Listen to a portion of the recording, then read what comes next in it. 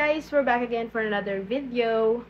Pasensya na ngayon lang ako nakapag-video ulit at kakauwi ko lang galing sa bakasyon. For this video, i-discuss natin yung mga dapat alamin patungkol sa BIR. And also, yung mga pinag-aralan ko sa seminar nung nag-attend ako last week. So, itong mga katanungan na to ay galing sa previous na videos natin. So, sasagutin ko po dito sa video na to. Kung ikaw ay may katanungan din, huwag kang mahiya na mag-comment sa baba ng iyong questions at sasagutin ko po yan hanggang kaya ko. Okay? And syempre, kung ikaw ay bago dito sa channel ko, please don't forget to subscribe and click the notification bell para lagi kang updated sa mga bagong videos natin. So, ayan.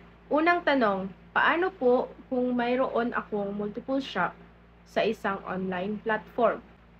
Ang sagot po dyan is kailangan mo lang magpa-register ng isang beses sa BIR at abisuhan mo sila na meron ka pang isa or dalawang online shop.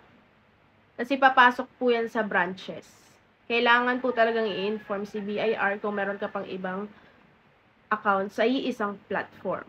And sila na po ang bahala mag-compute kung magkano yung taxation nun. Huwag niyo pong itanong sa akin kasi di ko po alam. Huwag kayong mag-alala kasi explain naman yan ni BIR sa inyo. At huwag kayong matakot na pumunta sa kahit saang branches ng BIR para mag-inquire kasi hindi po sila nangangain ng tao.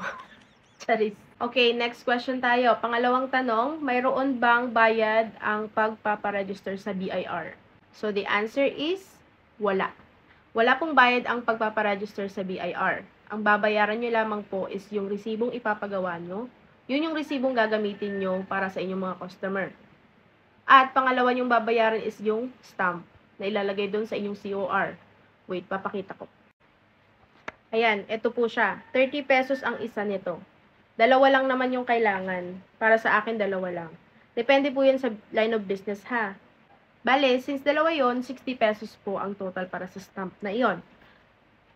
And pangatlong babayaran mo is yung book na gagamitin natin. Book, which is 2 po iyon, dalawa.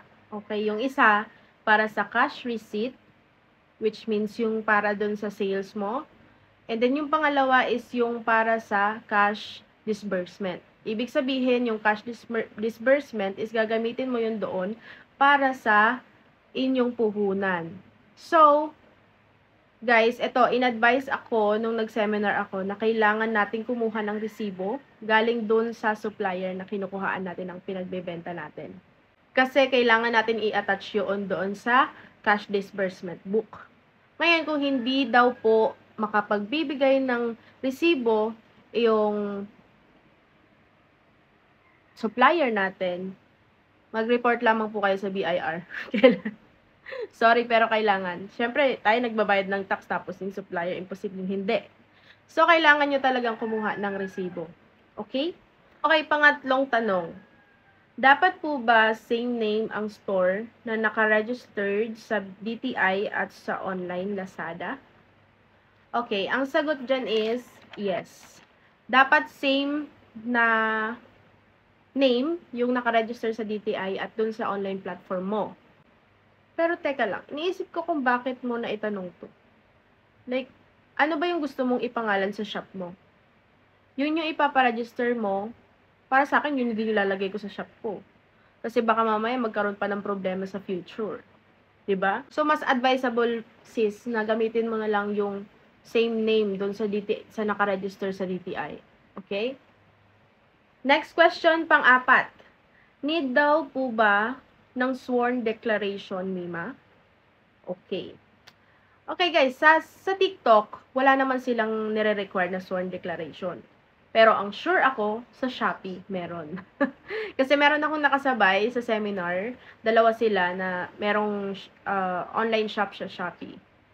So, si Shopee talaga is nag-a-ask ng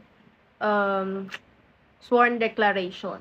And para magkaroon nito, kailangan yung pumunta sa any other law firm, gano'n, sa mga attorney, pwede kayo magpa-help, ganyan. Or pwede rin kayong lumapit sa, sa munisipyo Dito sa Pasay Munisipyo kasi, merong mga public attorney, pwede kayong lumapit sa kanila para magpatulong na gumawa ng sworn declaration. Okay, next question tayo, pang-5. Hello, pwede po paki-explain further yung 8%? Okay, so sa 8% guys, yung 8% na yun yung babayaran mo sa BIR. Okay? So, kasama na doon si income tax and si percentage tax. So, isahang file lang yon. Yung 8% na yon, i-deduct yun doon sa total income mo. Hindi doon kasama yung puhunan. Okay? Ibabawas nyo yung puhunan. Pag nabawas nyo yung puhunan, lalabas doon yung income nyo, doon po magbabase si BIR ng 8% deductions or yung babayaran mo sa BIR. Okay, next question. Pang-anim na tanong.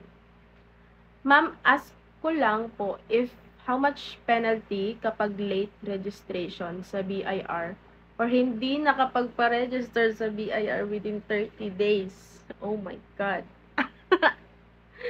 Kabahan ka na. Charis.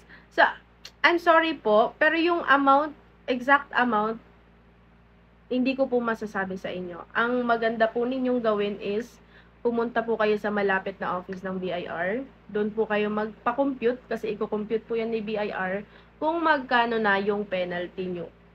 Alam ko na nakaka-stress yan, pero kailangan mong pumunta sa BIR. I-compute nila yan para sa iyo. Okay, next question tayo. Pang-7 na tanong. Hello, ask ko lang sa bank account po, need po ba na business bank account po ang gagamitin sa isang online shop or sa mga online shop? Okay, so ang sagot dito mga sis, mga guys, not necessarily. Kasi ako, I'm using my UB personal bank account. Gamit ko yun sa 2 platform. Yung Shopee ko kasi hindi siya active, pero active yung TikTok shop ko. Ang gamit ko po dun is yung personal bank account ko. And it's working. It's fine. It's totally working, guys. Okay lang kahit hindi siya business bank. Okay, next question tayo. Pang-8 tanong. Madam, need ba ng business permit before makakuha ng BIR-COR? Okay, ang sagot dyan, I will answer this question by stating the legit requirements, ano? Ang talagang pinasa ko lang sa BIR at nakapagpa-register ako ay ang aking DTI business permit. DTI business permit ha, hindi mayor's permit. DTI lang po ang kailangan para makapagpa-register sa BIR. At the same time, magdala kayo ng ID na nagpapatunay na doon kayo nakatira. Or doon magraran yung business nyo. Okay? Dapat yun lang. Kasi yung business, mayor's permit guys, maraming nagtatanong, maraming nagugulahan, maraming nagsasabi na, hay, sabi ni ganito ganyan, kailangan daw po ng ng mayor's permit kahit online shop ka. So ako, minake sure ko na hindi ako magkakaroon ng problema sa future.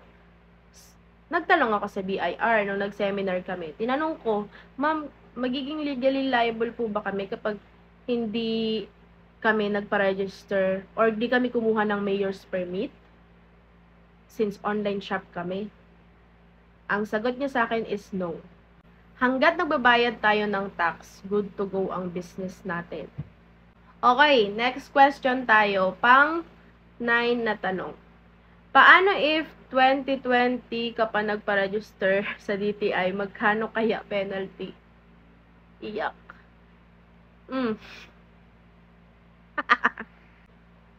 Sis, parang ako yung pinakabahan sa'yo. Pero yes, again, based sa sinabi ko kanina, pumunta po kayo sa BIR kasi i-compute po nila yan. Pero parang na-stress ako para sa kanya. Okay, next question na tayo. Pang-10 tanong. Ma'am, magkano lahat na gastos nyo sa BIR? At ilan seasons po ang seminar? Okay, ang nagastos ko po, alam ko nabanggit ko na to sa una kong video, siguro sa pangatlo or pangalawang video. Pero sasagutin ko pa rin. Nagastos ko po is total of 2,500 kasama na yung pamasahe ko. Okay? 2,500 kasama na yung DTI, which is yung niregister ko is 500 pesos city or municipality. Pangalawa kong binayaran is yung sa BIR na mismo, yung sa resibo, which is 1,500. And yung libro, yun nga, 120 pesos, dalawa na yun. 60 pesos ang isa. And then yung last is yung sa stamp na 60 pesos. Dalawang stamp na yun. Sama na yun doon, total of 2,500 lang po para makapagpa-register tayo sa BIR. Okay, next question na tayo. Paano kung wala pa naman kita, bagong seller ka pa lang? Okay. Sa legal process mga sis or mga sir, need talaga magpa-register sa BIR kahit wala ka pang kita. Before mag-run ang business mo, dapat registered na talaga yan. Pero it happens talaga na nagra-run muna tayo ng business, di ba? Bago tayo magpa-register. In short guys, kailangan magpa-register ng business. Kung gusto mo talagang i-push yung pagbi-business mo, magpa-register ka. And kung nagdadalawang isip ka, mag-isip ka pa ng 100 times kung sure ka na ba talagang magpa-register sa BIR. Okay, next question tayo. Hindi daw ba pwede magpa-register online? Ang sagot dyan is, pwede po. Pwedeng magpa-register online. It's just that, mas nire-recommend na magpa-register tayo sa mismong office ng BIR para mas malinawan tayo sa process. Okay? Pwede kasi kayong magtanong doon. Pwede nyo nang tanungin agad yung officer about doon sa mga gumugulo sa utak nyo. Yun yung kaibahan kapag nagpa-register ka sa mismong office at nagpa-register ka online. Sa online kasi wala kang matatanong. Wala kang mapagtatanungan while on the process ka ng pagre-register. Okay, next question tayo, pang 13 na tanong. What if my business din ang inyong asawa? Okay, what if daw ako may business, tapos yung asawa ko may business din? Ang sagot dyan guys, kailangan nyong iparegister parehas yun. Kasi si asawa mo meron din siyang sarili niyang tax identification number. Kailangan niya ring magpa-register ng kanyang business. Hindi pwedeng yung sa akin lang. Okay? Both. Okay, next question tayo. I think this is the last question na for today's video. Paano kung may physical and online shop ako? Okay. So, kailangan yung iparegister yun both. Kailangan both. And, ang gagamitin nyo pong form is yung form na 2551 para i-file yun. Again, mas okay kung pupunta kayo sa office ng BIR para kayo ay ma-assist ng maayos. Mababait naman po sila doon, hindi po sila nangangain ng tao. Guys, yung sa seminar, pwede kayong pumasok. Kasi nung last time may pumasok doon sa seminar, hindi pa nakakapagpa-register, magpapa-register pa lang. Pwede kayong umattend after nyong magpa-register. Attend lang kayo ng attend sa seminar hanggat sa makuha nyo yung process. Wala naman siyang nire-require kung ilang beses ka dapat umattend, basta nakapag-attend ka ng isang beses. Kasi may ibibigay sila doon, may papa-fill upan sila. Okay? Kapag hindi ka nakapag-attend sa seminar, kahit isang beses, may violation po yun. May penalty po siya.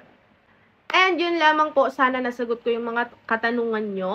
Kung meron pang gumugulo sa isip nyo, huwag kayong mahihiyang iwan lang komento sa ibaba. Magtanong lang kayo ng magtanong, itatry ko po yung best ko na masagot iyan sa abot ng aking makakaya.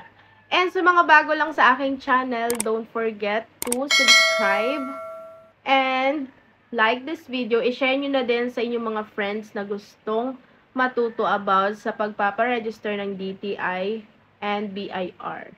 Okay? Thank you so much for watching. Bye-bye!